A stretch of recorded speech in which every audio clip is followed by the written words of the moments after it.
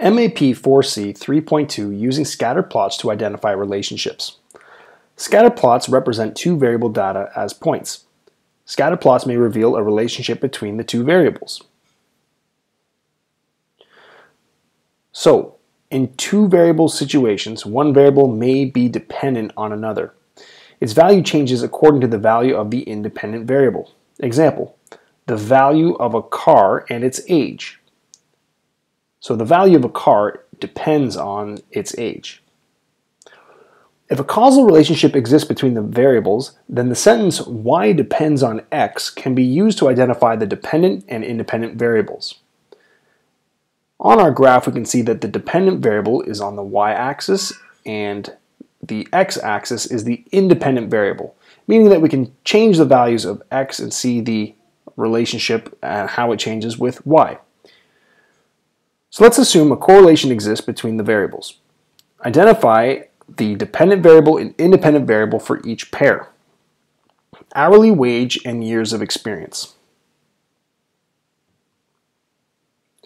If you use the sentence y depends on x, what makes more sense? Hourly wage depends on years of experience, or years of experience depends on hourly wage? And you can tell that hourly wage depends on years of experience makes more sense. So if there is a causal relationship that's very obvious, you should be able to justify that with some rationale. For example, an employee that has more experience with a job is more valuable to an employer that can maybe do more with the same amount of time compared to other employees and should be compensated financially.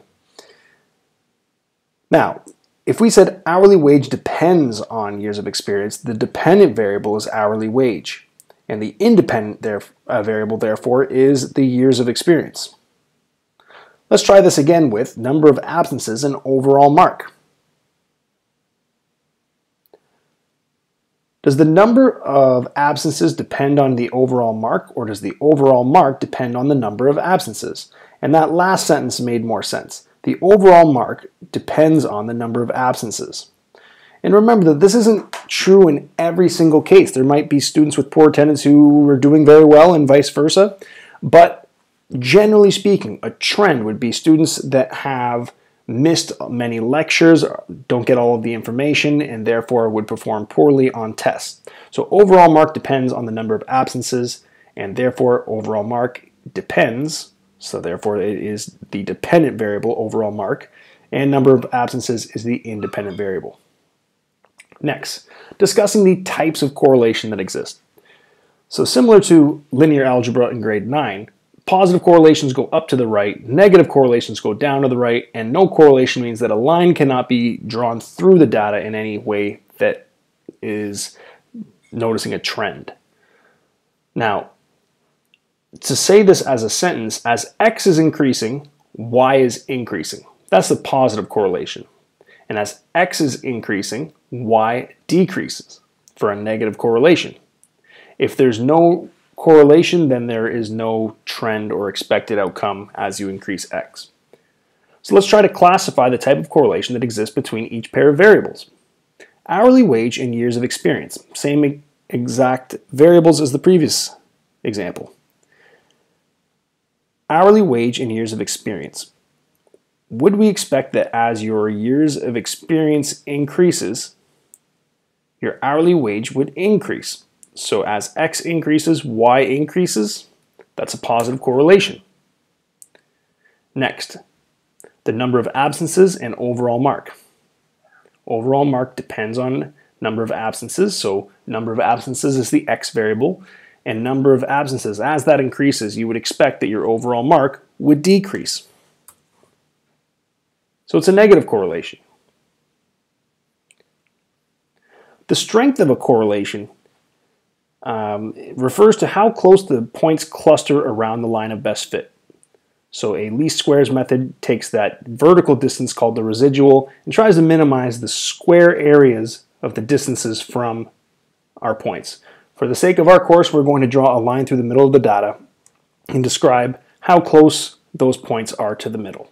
As you can see, there's no correlation, weak correlation, moderate correlation, and then strong correlation. A correlation coefficient is a quantified measure of the strength of a linear correlation. It can be calculated using technology, and we'll demonstrate this with Excel momentarily. It is denoted by the letter R, and the value of R is between -1 and +1. So the size of that value, the magnitude, determines the strength of it, whether it's positive or negative. But the weakest value would be 0, where there's no correlation. So it's split into thirds. So weak, moderate, and strong are each split into thirds, as far as 1/3 is 0.3 repeated, and 2/3 is 0.6 repeated, rounded to 0.67 to 2 decimal places. And we will see our correlation coefficient in Microsoft Excel momentarily. Now, cause and effect relationships. Observing a relationship between two variables does not mean that one variable causes the other or causes a change in the other. Other factors could be involved, or the correlation could be a coincidence. Demonstrating cause and effect conclusively is a challenging task that requires careful analysis and specialized tools. A podcast I enjoy listening to is Freakonomics Radio. They have a lot of interesting statistical analysis. This quote comes from it. Correlation does not imply causation. Researchers at an ice cream parlor noticed a strong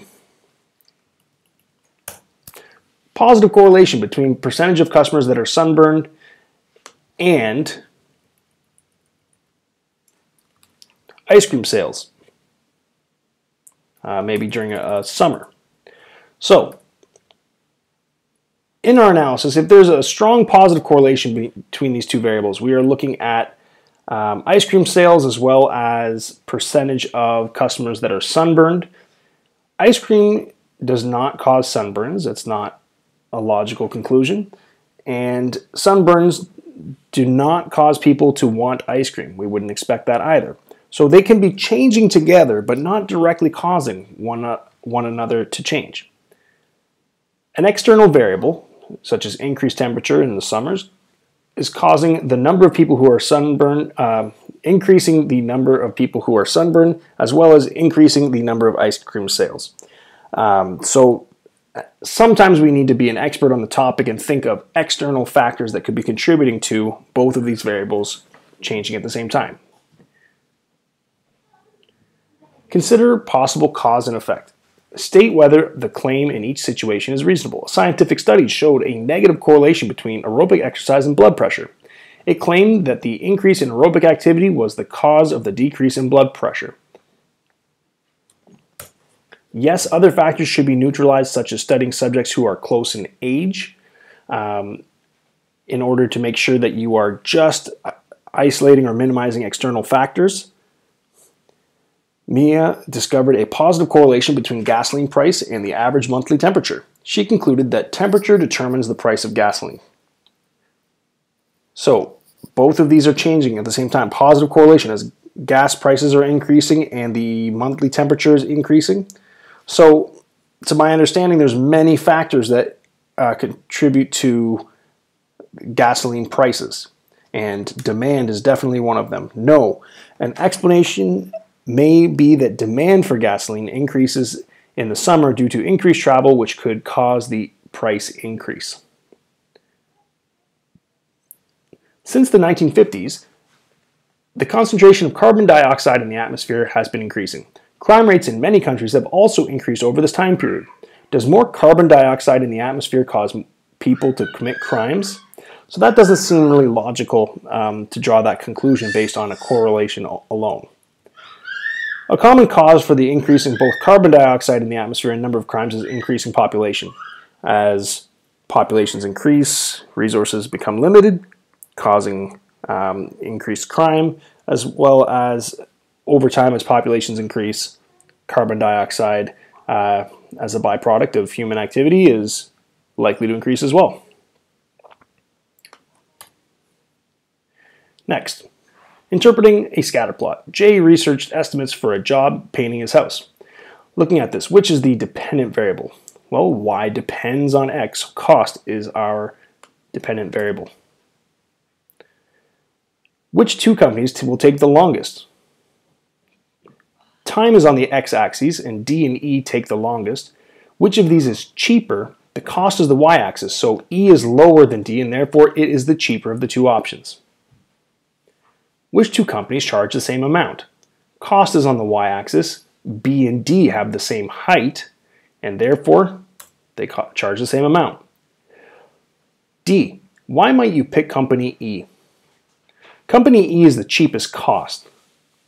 Company B, although it does cost a bit more than company E, the time required, notice that E is on the extreme side, to the right, it takes less time. So if time is an issue, B might be the better option for a little increase in price.